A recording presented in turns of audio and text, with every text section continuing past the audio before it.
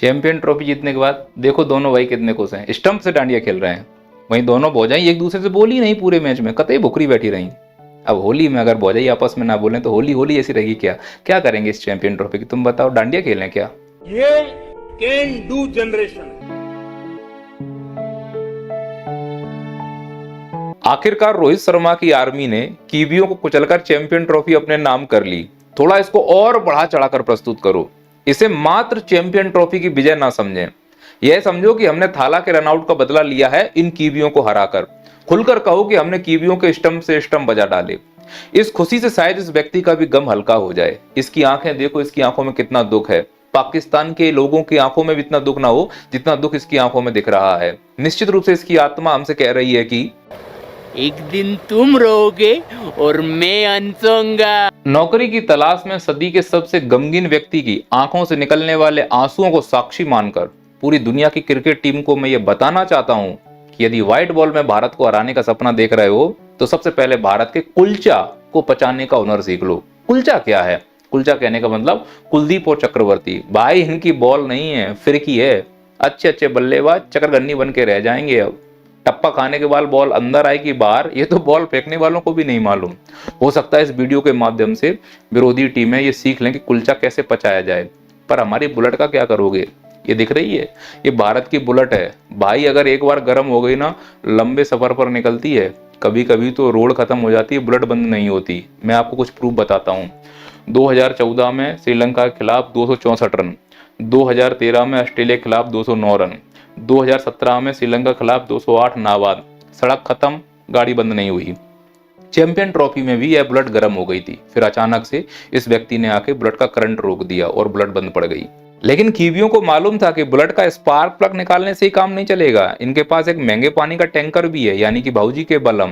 भाऊजी का बलम दूसरों पे चढ़ा रहता है हमेशा। बल्लेबाजी से भले ही फाइनल में कुछ ना कर पाए, लेकिन भाऊजी को बहुत कुछ सिखा गया। आप खुद देखिए। और खैर, फिर से भी ज्यादा आपको ये जानकर खुशी होगी कि पाकिस्तान ने इस चैंपियन ट्रॉफी का आयोजन किया था, यानी ये मेजबान करता था। और ये बड़ा दुर्भाग्य की बात है कि जिसने मेजबानी की, कर्जा लेके करोड़ों रुपए से बेचारों ने स्टेडियम बनाया, पूरा मैनेजमेंट व्यवस्था देखा, और उसके बाद अंत में उन्हें पूरा चैंपियन का फाइनल टीवी पर देखना पड़ा। और उसमें भी दुर्भाग्य है, इंडिया जीत गई तो ना जाने कितने लोगों ने टीवी तोड़ी होगी।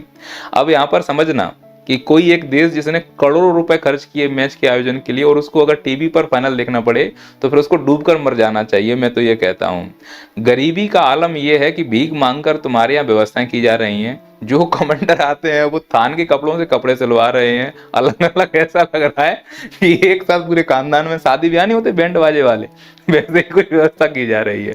हालात आपके खराब है, इस चीज को स्वीकार कर लीजिए।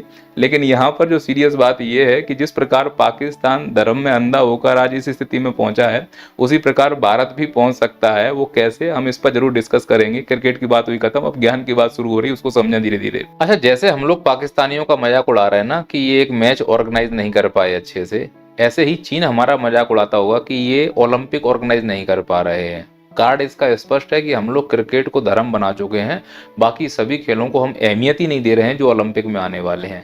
इसमें से हम कितने खिलाड़ी ऐसे हैं जिनको हम पहचान पा रहे हैं? ये देश के वो अनमोल रतन हैं जो निश्चित रूप से हमारे देश का नाम रोशन करते हैं। वहीं क्रिकेट में विराट कोहली के भाई हैं, करोड़ों की घड़ी पहनकर बैठे हुए हैं। अन्य खेलों के लिए पैसे का बजट नहीं हो पा रहा है। क्रिकेट जैसे खेल के लिए एक तरफा इतना पैसा लुटाया जा रहा है कि अय्यासी की जिंदगी से भी ऊपर जिंदगी जी जा रही है। अगर इस देश में सच में क्रिकेट के अलावा कोई गेम होता तो हम उसको महत्व भी देते, पर क्रिकेट ही मुख्य गेम रह गया है। देश को आगे ले जाना है तो बाकी सभी गेमों पर हमें महत्व देना होगा। मैं ये नहीं कह रहा हूँ कि क्रिकेट को महत्व मत दो, पर क्रिकेट को इतना भी महत्व मत दो कि अन्य सभी क्रिकेट के अलावा गेम खत्म हो जाएं। और रही बात क्रिकेट की, तो क्रिकेट इस देश को आगे नहीं ले जा रहा है, पीछे ले जा रहा है। मैं इस बात को प्रूव कर सकता हूँ। देखो, वर्ल्ड कप तक तो ठीक था, चैंपियन ट्रॉफी तक ठीक था, T20 वर्ल्ड कप तक ठीक था, पर जिस प्रकार से क्रिकेट मैच में रोटेशन आ रहा है, IPL, फलाना PL, ढिकाना PL, निश्चित तौर पर यह भारतीय युवाओं के अंदर एक एडिक्शन डाल रहा है कि आप इसमें लग जाओ जिससे मुद्दे की बात भूल जाओ। सोच कर देखो, अभी ये चैंपियन ट्रॉफी का नशा नहीं उतरेगा, फिर होली आ जाएगी, फिर होली का नशा जैसे उतरेगा तो आईपीएल शुरू हो जाएंगे, आईपीएल के बाद फिर रक्षाबंधन आ जाएगा, फिर कोई नई ट्रॉफी डाल दी जाएगी, फिर दिवाली आ जाएगी, फिर ट्रॉफी डाल दी जाएगी।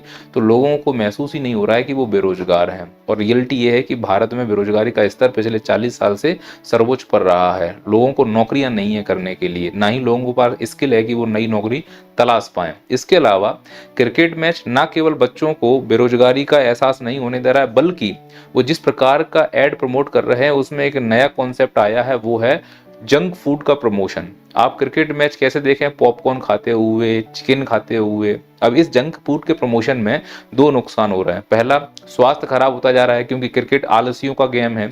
दो लोग खेल रहे हैं, एक बॉल फेंक रहा, बाकी खड़े हुए हैं, सब लोग देख रहे हैं। तो जो ये आलस उत्पन्न हो रहा है वो निश्चित तौर पर हमको मक्कार और नकारा बनाता चला जा रहा है, और हम बन रहे हैं। कुछ लोगों को इसमें बुरा लगेगा, पर रियलिटी यही है। हमारे शरीर देखो, जिस उम्र में हम लोग हैं, बाल झड़ रहे हैं, शरीर व्यवस्थित नहीं है, चिड़चिड़ापन आ रहा है, क्योंकि हमारी लाइफ स्टाइल क्रिकेट ने बहुत बुरी तरह से बिगाड़ कर रखी हुई है। अब रोजगार है नहीं है, ललक लग चुकी है खाने पीने की, तो क्या करें, रोजगार की व्यवस्था कैसे की जाए।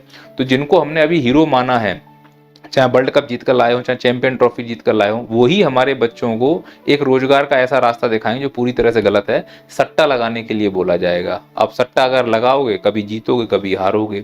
अगर हार गए तो उस हार से बाहर निकलने के लिए नशा भी करना पड़ेगा। तो यही हीरोज, जो तथाकथित हीरोज हैं, जिसमें मैं क्रिकेटर्स की बात कर रहा हूँ जिनको अपना हीरो मानते हैं, खैर ये तो नकली हीरो हैं। मैं तो बोलता हूँ ये लोग फुक्का लोग हैं, इनका तो कोई धर्म ईमान होता नहीं है, पर इनको तो हम अपना हीरो मान रहे हैं। तो जब सट्टे में हारोगे तो ये दारू का प्रचार कर रहे हैं कि भाई 2 पैक लगाओ, तुम्हारे सभी कष्ट दूर हो जाएंगे। ठीक है भैया, कर लो दूर। अब इसका कंडीशन ये है कि सट्टे में हार गए, टेंशन है, तनाव है, खाना पीना अच्छा नहीं है, पूरी तरह से नशे में हो। कुछ लोग धर्म के नशे में है, कुछ क्रिकेट के नशे में है, कुछ दारू के नशे में है, कुछ सट्टे के नशे में है, कुछ प्यार के नशे में है। और इस नशे का परिणाम ये होगा कि बहक जाएंगे, कहीं भी भीड़ चली जाएगी, उस भीड़ के पीछे चले जाएंगे और उसका परिणाम देखने को मिलेगा। चैंपियन ट्रॉफी जब भारत जीता तो इंदौर के महू शहर के पास भगदड़ हुई, दंगा हुआ, पत्थरबाजी हुई, और पत्थरबाजी के पीछे कारण क्या थे वो तो अभी रिपोर्ट आने पर स्पष्ट हो जाएंगे। भारत में जहां जहां दंगे हुए हैं, समितियां ही तो बनती हैं, रिपोर्ट आती जाती रहती हैं, पर इसमें नुकसान किसका हुआ? जिन लोगों ने पत्थर फेंके वो भी मूर्ख थे, और जो वहां जाके नारेबाजी कर रहे थे वो और ज्यादा मूर्ख थे। अब इसमें गलती किसकी है वो तो समय आने पर बताएगा। दूसरी बात है, अगर नारेबाजी हो रही थी तो दूसरे लोगों को तकलीफ क्या, भारत में ही तो रह रहे हो। और दूसरी बात यह है कि अगर किसी को तकलीफ है तो वहां जाके नारेबाजी करने की जरूरत ही क्या है? क्या मैच की खुशी को हम इतने स्तर पर ले जा रहे हैं कि दूसरों को जाकर हम इरिटेट कर दें? भाई हो सकता है कि वो लोग रात के समय आराम करना चाह रहे हो, इसमें धर्म का एंगल ले जाने की कोई जरूरत ही नहीं है। लेकिन हम लोग इतने पागल हो चुके हैं क्रिकेट को लेकर, धर्म को लेकर, इतने अंधभक्त हो चुके हैं, सही गलत हमें समझ में नहीं आ रहा है। अपने आप से प्रश्न पूछो कि ये दंगे जितने होते हैं उसमें कोई राजनेता, बड़ा अधिकारी, कोई बड़ा बिजनेसमैन, उनका कोई लड़का है, उनका कोई परिवार का नौकर तक मारा जाता हो तो बताओ। नुकसान हम ही लोगों को होता है। मतलब समय भी हम बर्बाद कर रहे हैं क्रिकेट देखकर, पैसा भी हम बर्बाद कर रहे हैं क्रिकेट देखकर, दंगा भी हम कर रहे हैं, और लड़के बच्चे भी हमारे कूटे और पीटे जा रहे हैं क्रिकेट देखकर।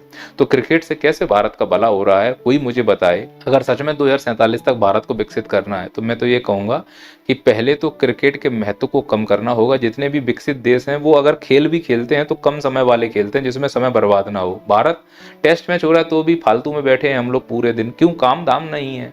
जीत गए तो चलो रात को राजवाड़ा चलते हैं सेलिब्रेशन करने के लिए, अच्छी बात है, मैं भी गया था, फुटेज आप देख रहे हो। लेकिन प्रॉब्लम ये है कि हम इतने फ्री हैं तभी तो हम जा पा रहे हैं। आईपीएल जीत गए तो फिर वो जीत गए, तो फिर कोई भी मैच जीत गए, तो फिर रात भर दिन भर हम लोग फालतू घूम रहे हैं। इसका मतलब हम फ्री हैं। फ्री का मतलब हमारे पास काम नहीं है। और तुम्हें महसूस क्यों नहीं हो रहा है? क्योंकि तुम्हें इसी प्रकार के आडापरों में फंसा के रखा गया है। ऐसा पूरे साल का कार्यक्रम कैलेंडर बनाया जाता है कि युवाओं को फील ही ना हो पाए कि वो बेरोजगार हैं। फिर वो चाहे क्रिकेट के माध्यम से हो, चाहे किसी धर्म के कार्यक्रम के माध्यम से हो, चाहे कोई राजनीतिक कार्यक्रम के माध्यम से हो, या कोई त्यौहार के माध्यम से हो, किसी भी प्रकार से वो एक इवेंट बना दिया जाता है कि बच्चा उसमें 10-15 दिन उलझा रहे। एक महीने में 30 दिन होते हैं और अगले महीने फिर कोई नया कार्यक्रम खड़ा कर दिया जाता है। तो मैं फील नहीं हो पा रहा है। तब तक हमारी उम्र निकल जाएगी, फिर हमें इरिटेशन होगा, चिड़चिड़ापन होगा, तो वो चिड़चिड़ापन हम किसी और से निकालेंगे। वही चिड़चिड़ापन इस प्रकार के दंगों के रूप में बाहर आ रहा है। संभलिए, संभालिए अपने बच्चों को।